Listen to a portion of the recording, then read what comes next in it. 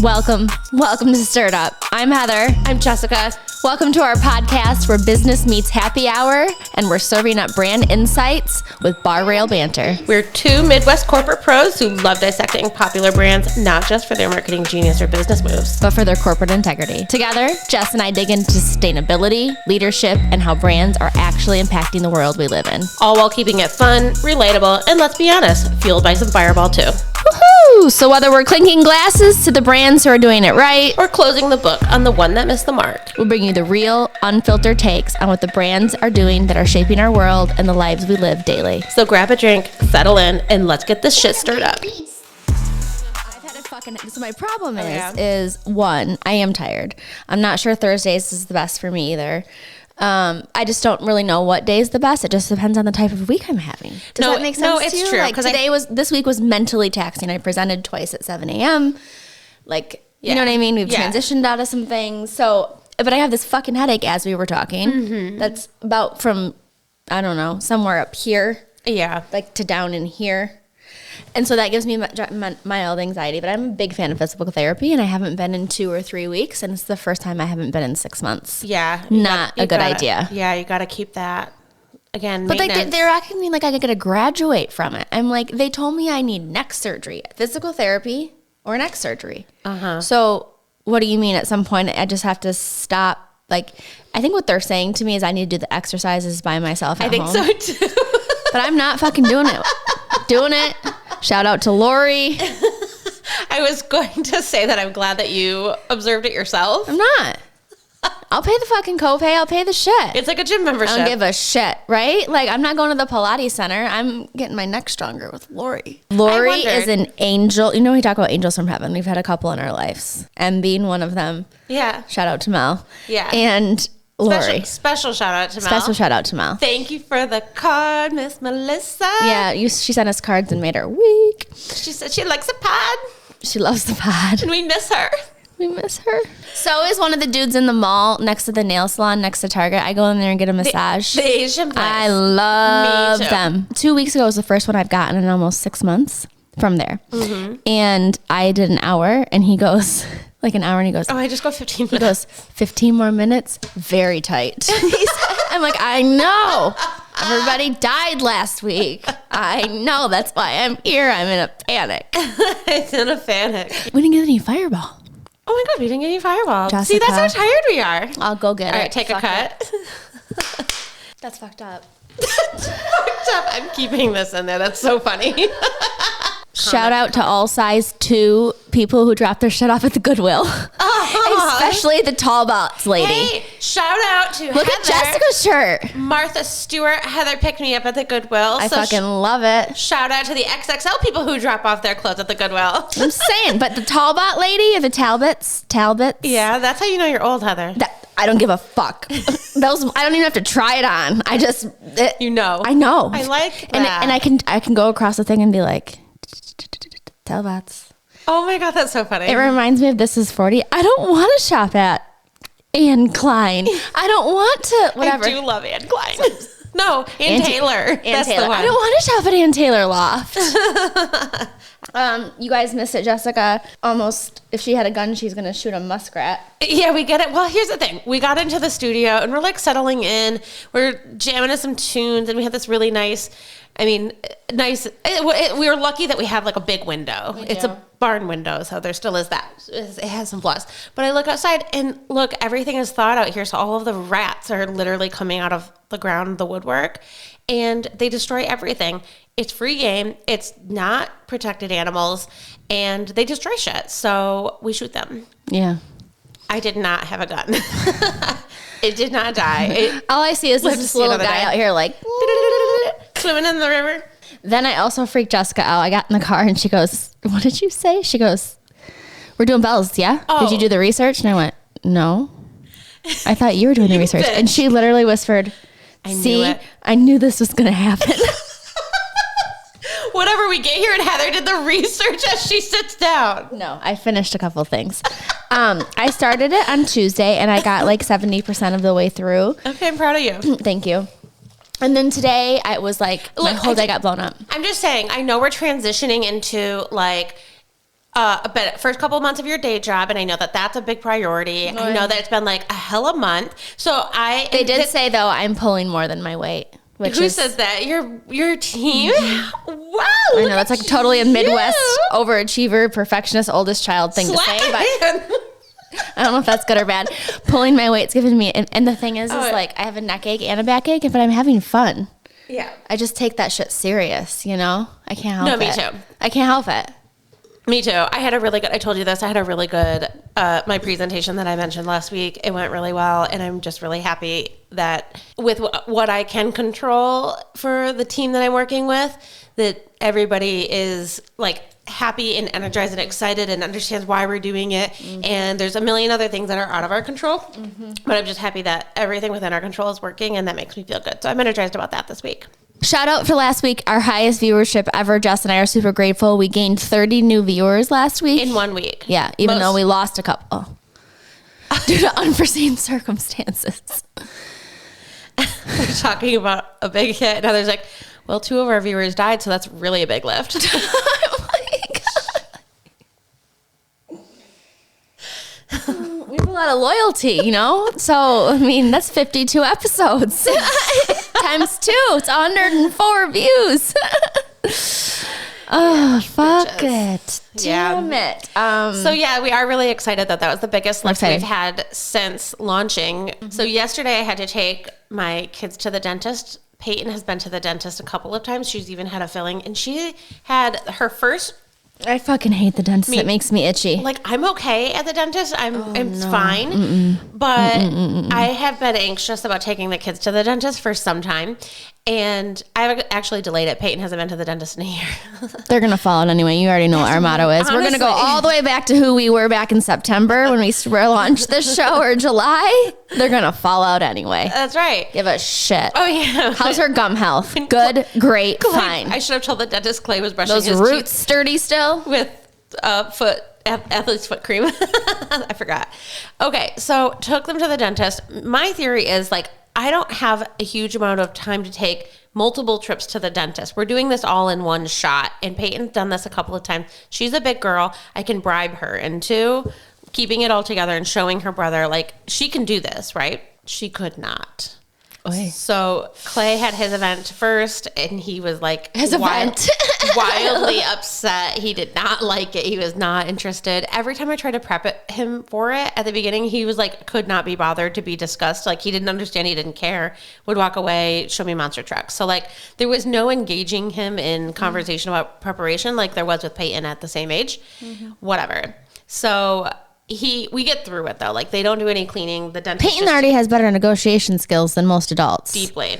So do you have, I mean, we were negotiating, and she didn't like what I had to say recently, and she told me to calm down. I had to try not to laugh. I wonder where that came from. Matt. That one was Matt right there. I know. Peyton, calm down. We get through Clay's event, and then Peyton's, for some reason, we had event, also known as a dental cleaning. Right. For his, it was only an inspection because we couldn't get anywhere close to cleaning. An inspection. So it went really quick. And then in order for me to get it scheduled so it was back to back, I had to end up scheduling with 2 hygienists. So then the second hygienist wasn't ready for another 20 minutes. So we're sitting in the waiting room, and we're losing them. We're losing them out there. These young little babies. I'm like really trying to keep it together. Another guest in the waiting room, another patient, is like totally engaged with my kids. Like, she knows this job and she knows how to help, and we're all hands on deck. Shout out to the woman in the lobby. Totally. We get Peyton back there, and she does pretty good for her, like, half of her cleaning. Why didn't they take Big Sissy first so she could have been the strong and brave one, and he could have watched Sister? That's what I asked. And sat at the end of the chair with her. Agreed. We get Peyton in the seat. She gets half of her cleaning done. I'm really proud of her. She's like nervous. She wants to be close to her, but there's no way for me to be close to her the way that the whole chair is set up. I hate it there too. Yeah, we're doing our very best. And she gets like the squirt of water in her mouth. I love that part. And she kind of panics. And then And then like I really try to encourage her, and then we just lose her. She is all like she's melting. So then I have to set Clay down, and he's starting to melt. And literally, there's like 5 stations in this whole thing. Everybody's full. Do you have to go sober, like fully sober in the morning? 8:30 in the morning. Oh God. The more I do to try to calm either of these kids down, the more they're screaming over top of my voice. So I just look at the hygienist, and at this point, the doctor has got like the dental, like is he a doctor? The dentist. The dental is there. Yes, they're doctors. Dr. Jake, I think is his name. The dental is there. And he's like this young new dentist is like he's like, how many teeth do you have? Like trying to get him to count. And I'm like, you guys, we're so far past that. You lived through you scaled a mountain and you're just coming off the other side of it. Yeah, but at that moment, I didn't even have like the wherewithal of like anything other than we have to get out because we can't recover. That's called fight or flight. Yeah. Because there was no recovery, so I couldn't fight. We just had to get out. And so I look at the hygienist and I'm like, we're leaving. She's like, I'm so sorry. I'm like, it's not a sorry. And then the lady at the counter, they're trying to like check me out because apparently you have to like pay and then they reimburse me. Oh dear Jesus in heaven. I'm like, I want to fucking go. That's why I don't like it. They have all of these reasons why, like somebody's on the phone and somebody's already doing a checkout. And I look at the lady and I'm like, call me. I'll pay over the phone. And we just left. Peace and hair grease, motherfuckers. Oh my God, I could not recover. I texted Matt and his only response was, I'll take them next time. I'm like, good. Okay, I like this. Right. You know that song that goes, fuck Donald Trump? Yes. That's how I feel about the dentist. Fuck the dentist. Fuck the dentist. So Matt's taking that job over. You're like, I can see you there. You fucking hated that shit. I hated it so much. I like held tears the whole way. Like just to get the kids to daycare, I was still like rattled. Get the fuck out of my car. Yeah, I was like rattled and I just knew I needed to take deep breaths, quiet car ride, maybe talk to somebody. Reach out, call 988. I'm kidding. No, I have I'm not. I know, I do. I have like a smoke. Can you imagine if you already didn't have strong mental health and you had a day like that? Right. No, that's fucking such a good point. Shit. I'm not trying to be funny. That's the truth. I know. Like, and I know sometimes, like, I know there's a group of people. I know there's a lot of people, but I do have like a handful of people that I will just send a message to, just be like, especially on a parenting thing. I'll just be like, hey, I just suffered. I just needed to voice it. Like the words just had to come out because somebody needs to know, and I don't know what to do about it. And there's not even a solve, but like just need to vocalize it. Yeah, you just need to. So yeah, they all got a message while like a Snapchat video on me like keeping it together in the car from daycare. But then I had my presentation and knocked it out of the park, and we all move on. Like those are just the days that we have, and then I get to do this fucking stuff, and this is fun. That's fun. Whew, survived that. High highs and low lows on a couple of things this week, and we did it. And those are just real things. When what I'm learning, what sent me to the loony, is when you have teenagers, like you'll start your day and you're like, woo, woo, go to Disney World. Everyone's happy, woo. And they'll get out the door and 14 minutes later, it's like, Mom, I forgot this. Mom, I'm going to die. Mom, I failed this. Mom. Like our emotions are like riding the moguls when you ski. Yeah. And when you are a grown adult and you haven't even figured your own emotions out yet. Yeah. That's an interesting process. And I think that's what actually led to like yeah. You know what I mean? Like the breaking point. Yeah. But that learning, if someone would have told me the hardest part of raising kids is like managing your own emotions. Managing your own emotions, seeing your partner as a true partner. Yeah. And not someone you're fighting. Yeah. Yeah. I never saw parents fight, but I also I saw them do their own things that took care of us. Yeah. I think that's kind of how our generation was raised, at least out here, you know? Yeah. Yeah. Oh my God. My dad was doing whatever the fuck he wanted. My dad did too. Whatever. My dad did too.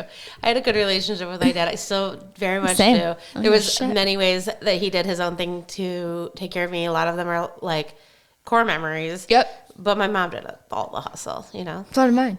Yeah. She fucking ran us to dance and fucking, everything. You name it. Everything. My mother. Everything that really mattered to sustain life. So the other day when she was like, Heather, where are your kids? And I'm like, I don't know. She's like, what? What do you mean you don't know? And I'm like, well,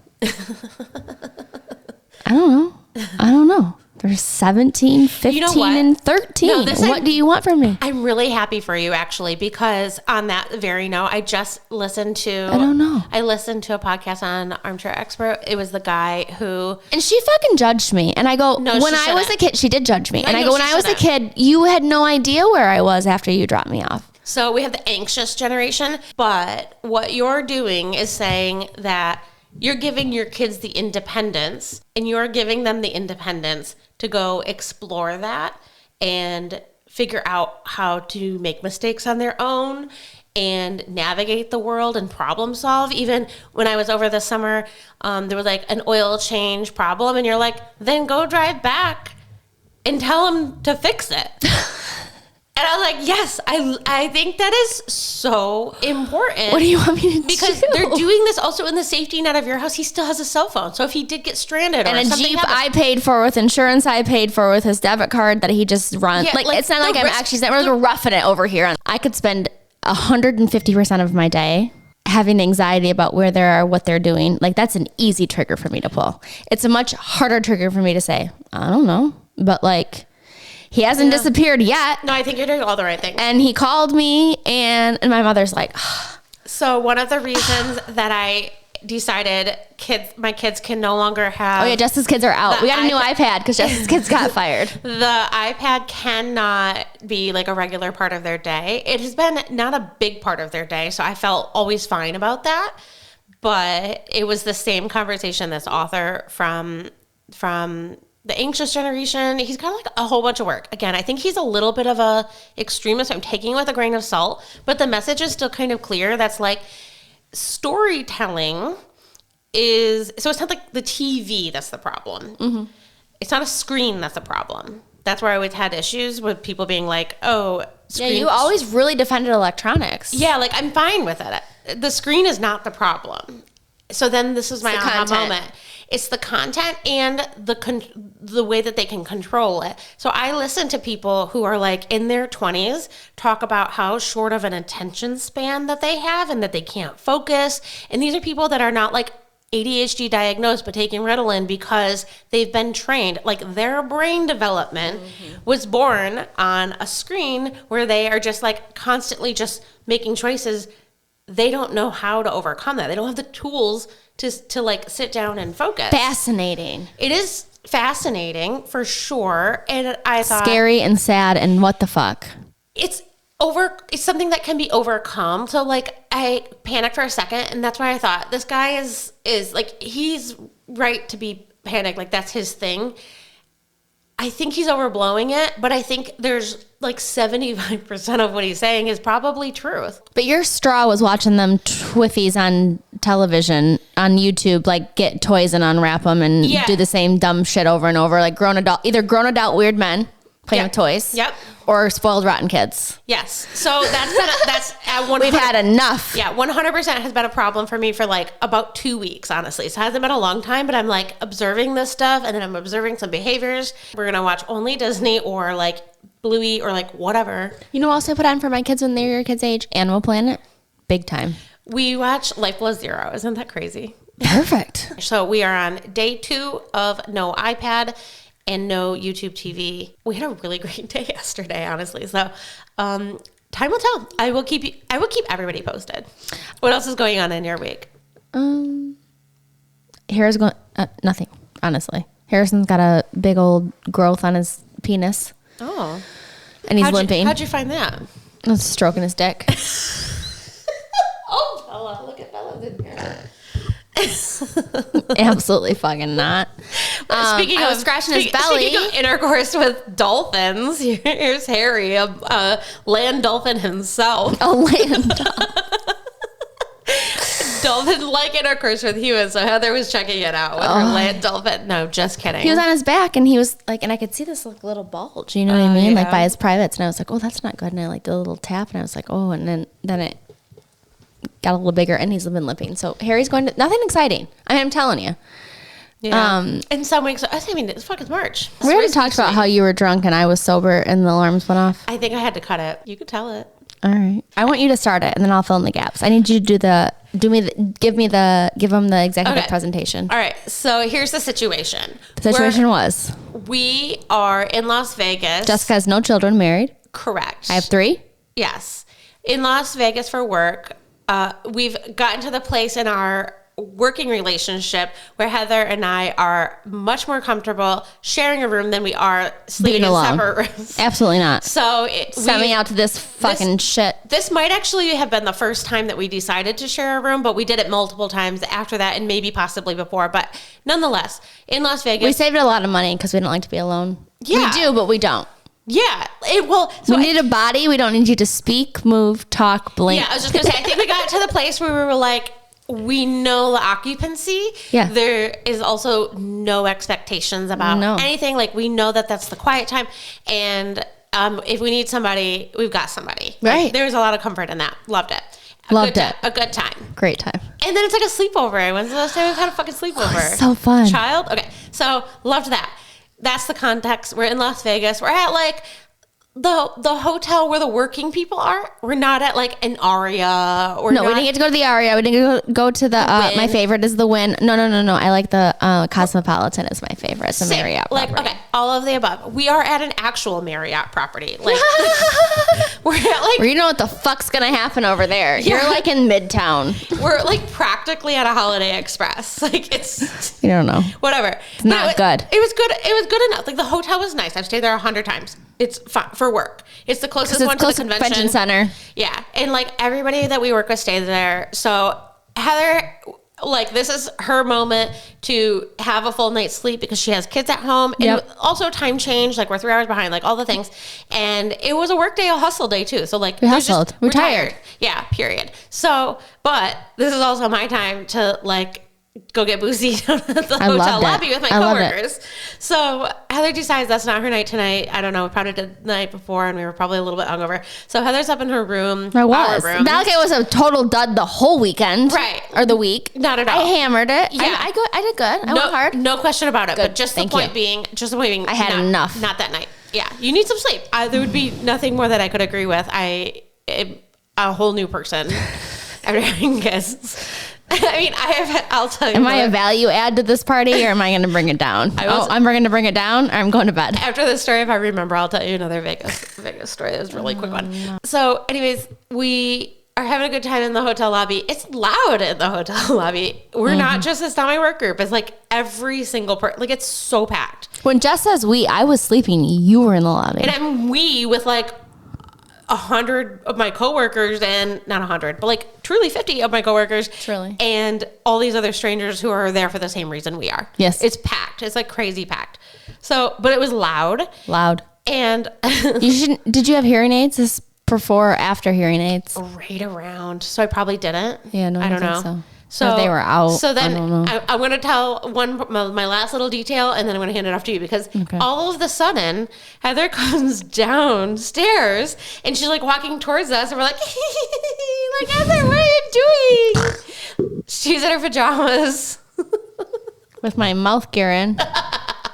Okay. And they're like, what are you doing? Why are you so upset? I'm like, the fire alarms are going off. And we're like, the whole security system, this whole building's on fire. We're going to die. This was right after Jason Aldean. It was stressful. The whole thing was not good. Oh, I didn't even factor any of those things then. Oh, yeah, because remember, I'm like not a mom. I'm not even. I'm drunk and I'm not a mom. She didn't give a shit.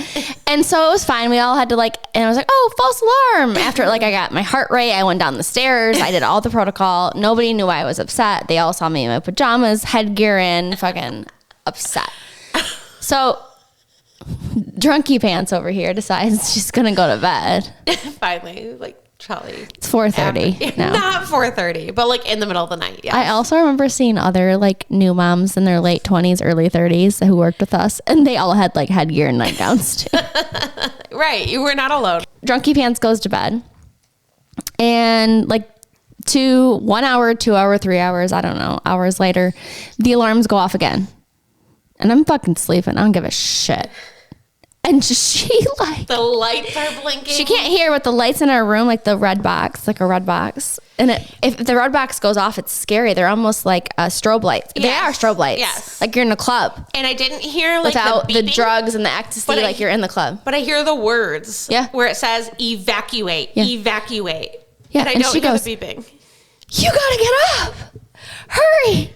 The building. You like lost your mind. We had to fucking haul ass down the stairs because the building was on fire. I'm like, bitch, we've been through this 2 hours ago. But A, I forgot. And B, no, I didn't. I was on the receiving end of that. I didn't even remember that you did that. Like I was drunk.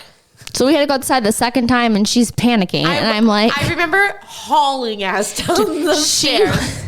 I didn't even know which way to go out of the door. Like you like looked at me like, why are you not nervous? And I'm like, because this is the third time we've done this. You just missed the first 2 episodes. Yeah, it was horrible. Have you been there since? No. Very quick story at the same hotel, like probably the very year before or the whatever. I was staying in a room by myself. We went out with like, I'll tell you the names after just for the sake of privacy, but like some of my favorite people of the time, had a blast, like senior leaders, very senior leaders and not, like a really great mix of people. I think that was the night I jumped off the stratosphere, like random in the middle of the night, like crazy fun. I'm pretty sure it was. I have pictures. So much fun. And Jessica Owens. Yeah, that was Jessica Owens for sure. And then I went to bed, and every time I'm traveling and I go to bed, no matter what time it is, I always just text Matt that I'm in my room. Yep, in the room. Yeah, Love you, just night. in the room, and that's it. Like, there's no response. Mm-hmm. It's just so that when he wakes up in the morning, he knows that I did make it back. I text him, and it was like after 3 a.m. Vegas time, so he was awake on his way to work. Yeah, 6 something, and he's like, "Are you joking me?" I'm like, no, I'm not joking. Why are you calling me? He's like, it's 6 a.m. I was like, it's 3 a.m. and I need to go to bed because I have 4 hours of sleep or less. You get from the trade show, you're like, yeah. And it was a very rough next day. Buy our products. But he was just like, you've got to be kidding me. You're literally just going to bed. I was like, it was a good one. Stories later. Bye. Bye. Gotta work. That was the only time I ever got a phone call back from I'm just going to bed. But it was after 3 a.m. I would take a quick break, refill our drinks if you need to. I definitely do. And we will get into the real tea. What are we talking about today? Bell's. Okay. The greatest Michigan company. Here's one more thing right before we break.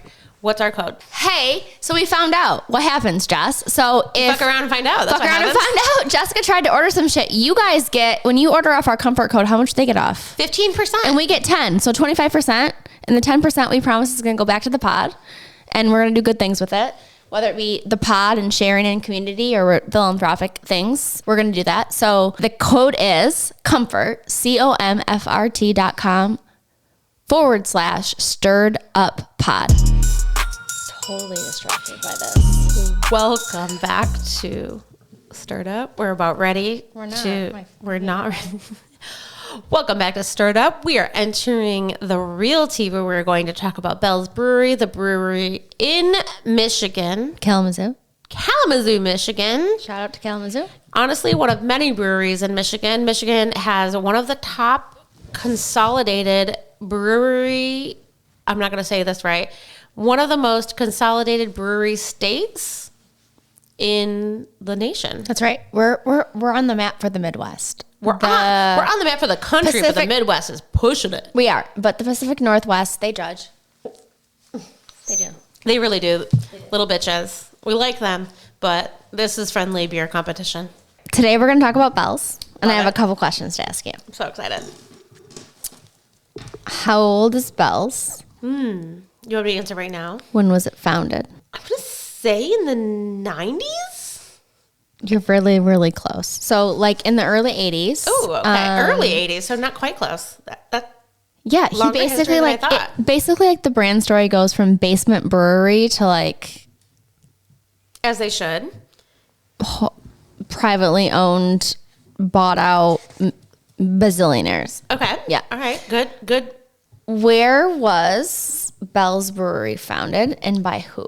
Kalamazoo, Michigan. Facts. In the early 80s, Larry Bell, by the brand name, he started to do home brewing in his basement in the 80s, and then he started like a brew supply shop like in 1983. So we're talking 39 years ago, not very old. Like this is predated me by 6 months. My parents had done it. My mom was pregnant, and Larry Bell decided to do some things. One of my favorite things is how we orient when you were born.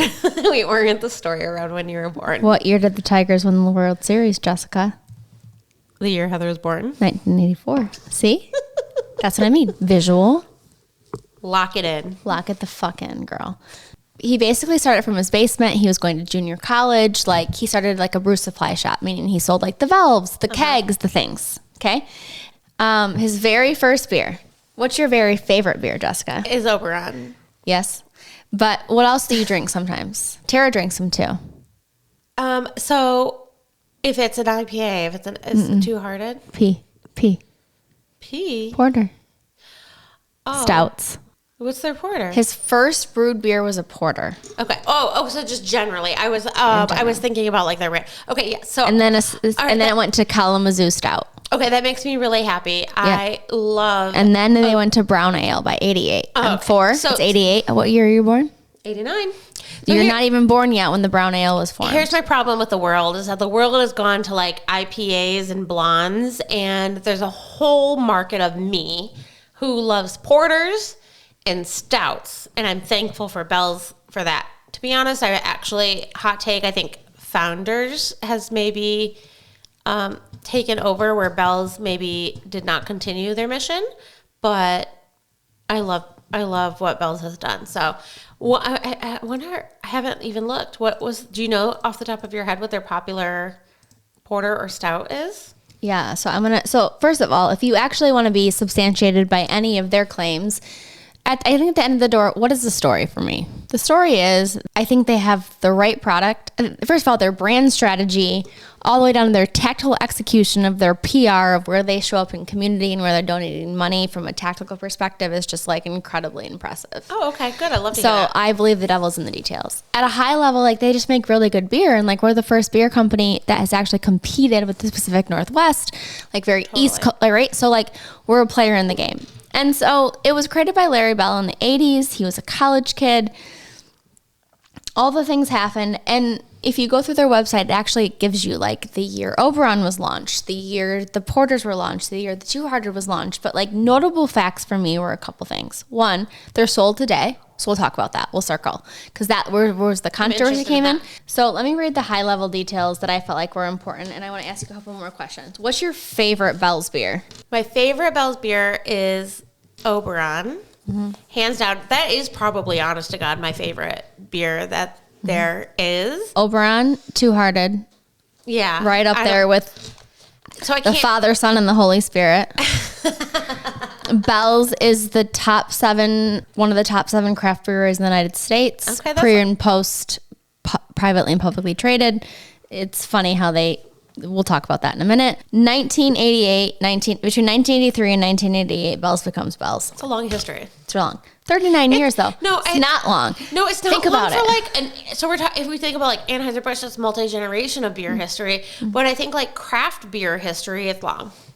How about that? Yes. So in 1991, let's just start with the craft. So Larry Bell went to community college. He started to sell craft brew supplies, and he started to brew.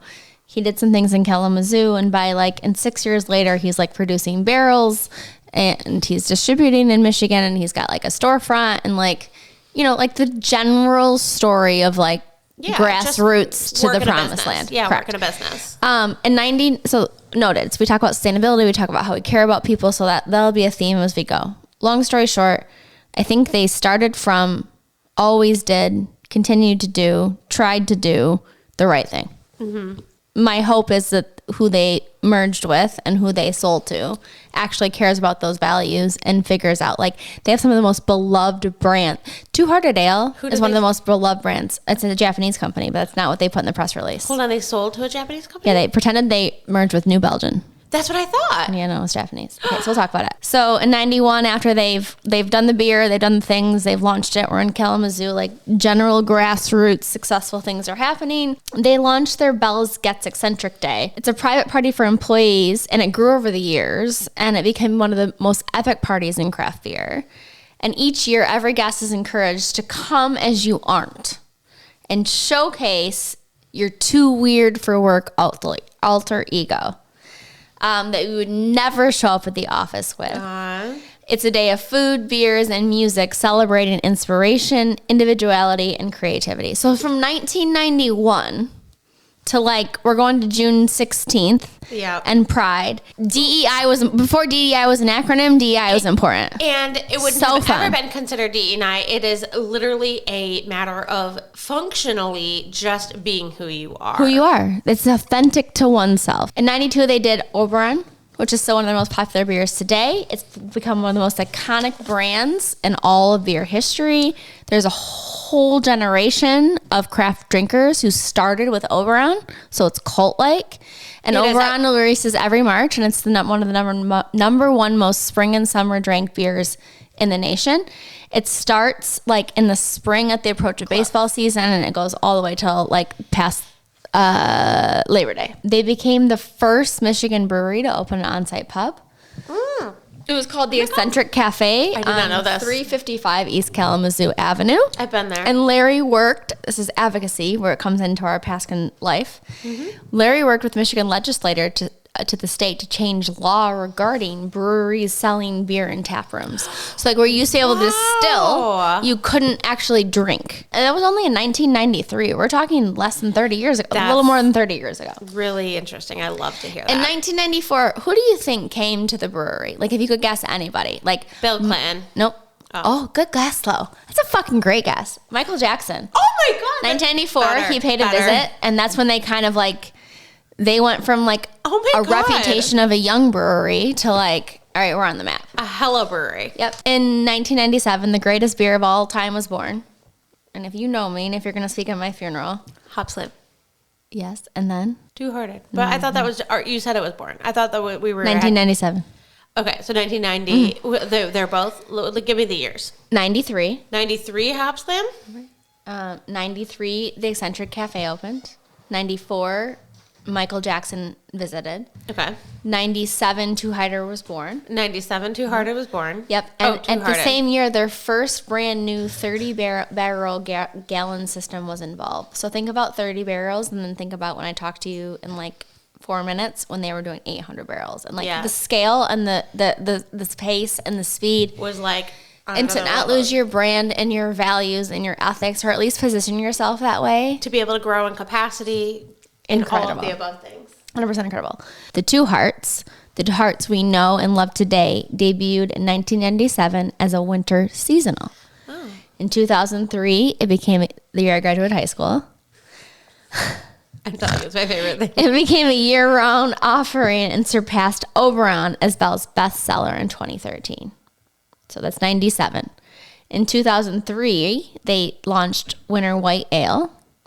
2004 was Hopslam. Okay. 2006 so that's much was later. Oktoberfest. Okay. I'm interested in how you tell me the continued evolution here, because I still think it is craft. But my big question is, how do you be mainstream and maintain craft? Like, where's that line? It's your brand story. Is it about exclusivity? What about the brand story? Is it? Hold on. Yeah. This art, I'm telling you, that's where I got like really wrapped up. Like, what is the story? Okay, so in 2008, they went from, remember what I told you at the top, to like 100,000 barrels shipped. And then 2013, they hired like their first microbiologist to help with their quality. Mm-hmm. So we're talking 83, 93. Quality. It took 20 years. They scaled. They scaled from a craft beer supply distributor who happened to brew craft beer to a craft beer supplier to like 2013 we're in New York City, and then in 2014 they started to produce 300,000 barrels, but they also invested in $800,000 barrel capabilities. So the same year they said, okay, we're making 3, they had the forecasting to say we need $500,000 more in capital investment. They were one of the best companies to work for in the nation from 2015 to 2020. And they're one of the best and brightest in wellness in 2016 and 2020. And that's at a national level. So they have both. It's really incredible. It's incredible. After 2017 and 7 years of being ranked number 2, America's Homebrew Association members voted Two-Hearted Ale as the number 1 beer in America. and Bell's was the number one brewery in America.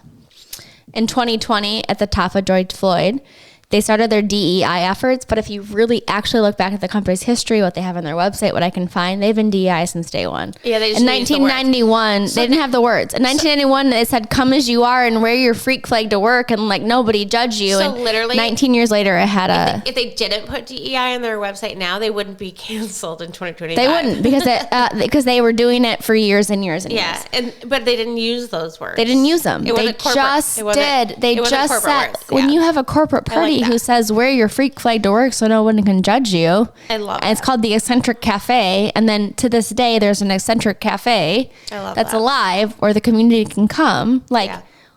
Drive your feet. We've been freaking the flags and accepting all the people who are different than us at Bell since day one. Exactly. Basically. Carrie, her name was Carrie, which I love. She went from working as a part-time receptionist to an executive VP. Okay. So even after they sold in 2021. So this is what happened. Okay. So that's recent. Wow, that's recent. So for every barrel they sell, $1 goes to charity. They're selling $800,000 barrels at $1 in 2014. 11 years ago, we're giving $1 million plus to charity. Fair enough. Community and doing good things in their community has been a big thing. So the Detroit News reported, basically in 2001, like in November 2001 timeframe, they basically reported like Bell's sold, and when Bell's sold, they sold the New Holland. And New Holland owns Voodoo Ranger, and New Holland owns these brands. It was like a perfect brand collab, and it was gorgeous, and it was beautiful, and it was perfect. Also, let me circle sustainability and environmental impact, how we approach sustainability, the responsibilities they source, their waste mitigation, their ERG, their leadership. They are doing a better job, at least in communicating it, than most companies are doing it. So can I substantiate the fact they're doing all of this? I cannot. Is it on the website? And are they saying things to me? They're like, oh, I'm and the stories about Earth Day, introducing. They have a whole line around clean watership stewards. But you're telling me it's well positioned. We're positioned. Yeah, we're positioned, and I think in my gut, because Too Hard is the best beer ever invented, that they're doing the right thing. So they have facilities in Kalamazoo, Comstock, and Escanaba in the Moonlight. Shout out to Jeff Daniels. And so the Detroit News basically says in 2001, which I read and I had it all prepared to share today, is that they were very successful and they sold to New Holland, which is actually owned by Lion.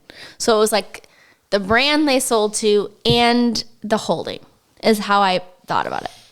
And then I found this Forbes article. What actually happened? They actually sold to Kieran. And I'm probably not... Who owns New Holland? Earlier this morning, the owner of one of the most successful and important breweries in the world announced he was selling his company. Here's how Larry Bell official statement reads on the website. Press release. This week, Bell's finalized a sales agreement that will see us join forces with New Belgium Brewing in Fort Collins, Colorado. Mm-hmm. That was the positioning statement. Right. By bringing together two of the largest and fastest growing craft brand families in the country, so somebody wrote this, and unifying our companies under a single business model, we are creating one of the best and largest craft portfolios in the country. Mm-hmm. Larry does acknowledge that New Belgium is owned by Lions. True as far as it goes. But then skips the actual context. Lions is one of the smaller figures inside a Russian nesting doll of companies, like so many very large beer companies. Oh my God. New Belgium is even smaller piece deeper in the core. And inside New Belgium is Magnolia. But the real owner is Japan's Kirkin, which formed Lion in 2009 when it was purchased the New Zealand Australian company of the same name.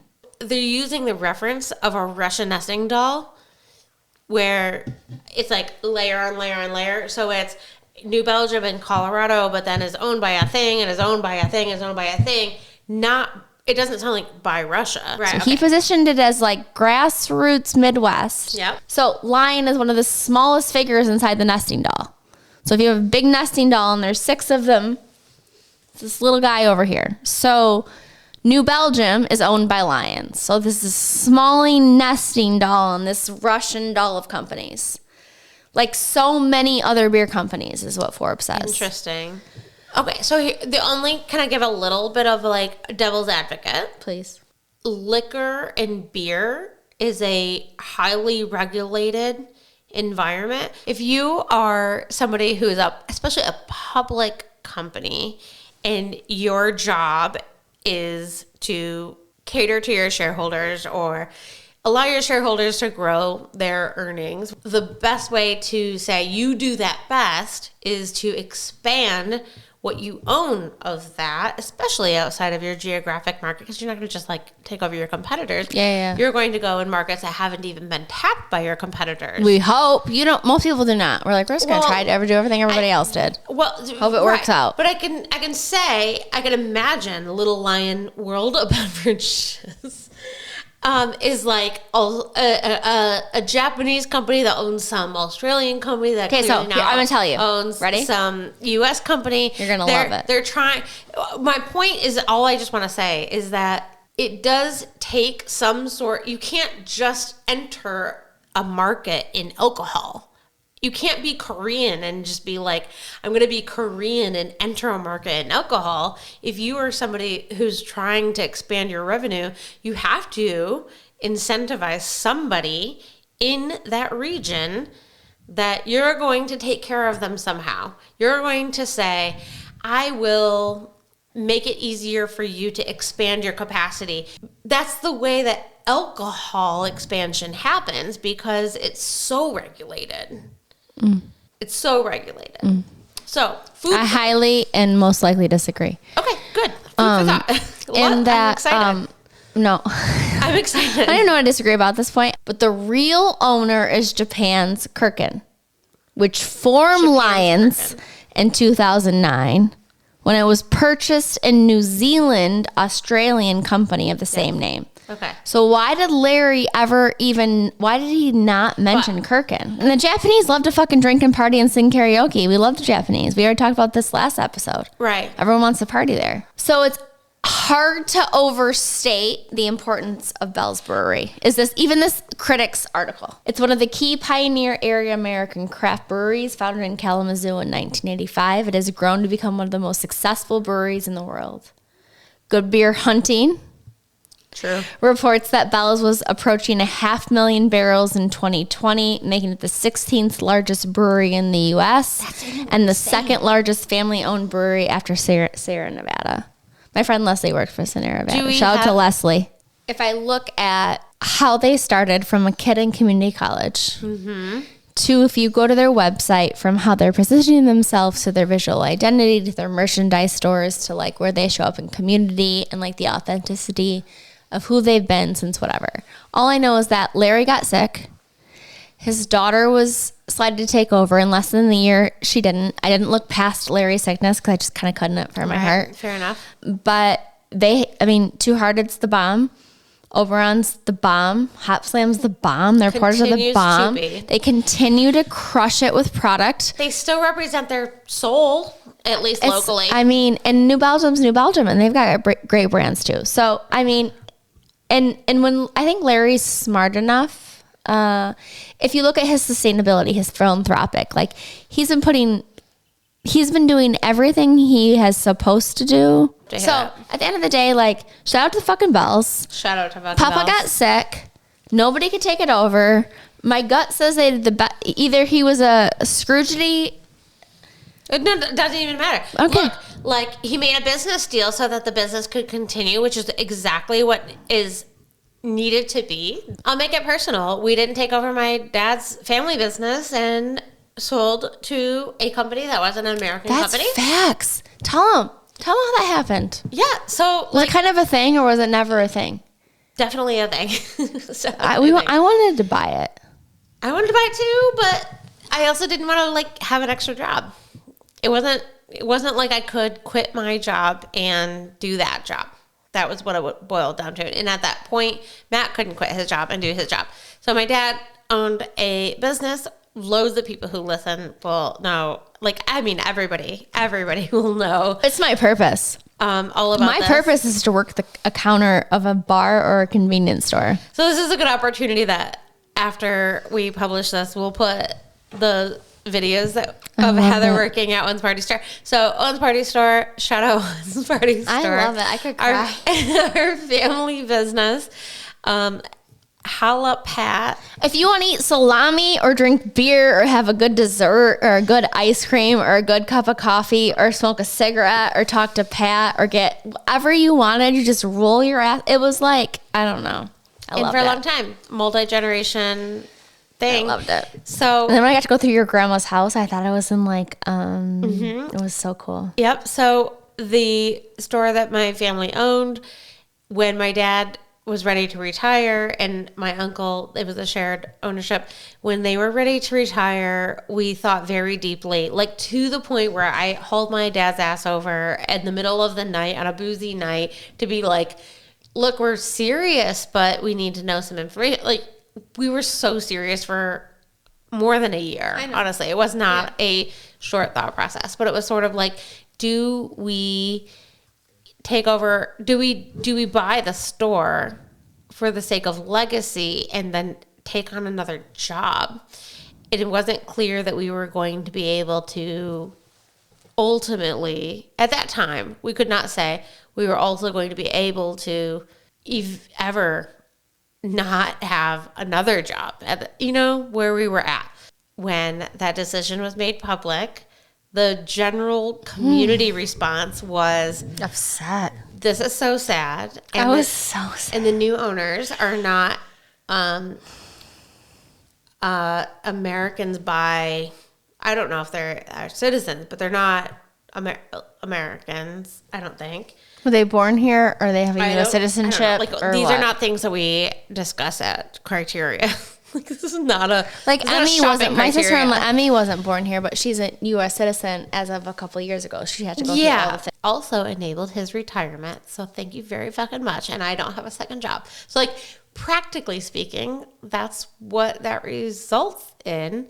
But to me, like the Bell's story of a very much relates to you. An owner needing to retire, truthfully. He was sick. He couldn't take, he was. And the expectation of his children to take over. And whatever reason that they could or did not take over is none of our business, frankly. Facts. And he made the best deal for his family so that he could retire. That is the reality of small business ownership. I'm so impressed. Like, I wish I was part of the company. The story, you know what I mean? I'm impressed. Yeah. Hella clink. Let's clink. We're cooking. Let's clink. And we'll see you next week. One more time, Jess. We're like these advertising hosts. I know that. You TikTok ho. comfort.com/stirreduppod for 15%. You get 15 off. We get 10 back. Yeah. That's crazy. That's awesome. comfort.com/stirreduppod for 15% off your order. We get 10% back. Yeah. And we believe in it though. We're not being we're brand hosts. And we'll tell you when we aren't, because that's our goal here. That's our goal here. Thank you for listening to Stirred Up. If you like what you heard, please subscribe. Check us out on YouTube. Follow us on your podcast apps. Please send it to a friend. Leave a comment. Add a rating. Every little bit helps. We look forward to seeing you next week.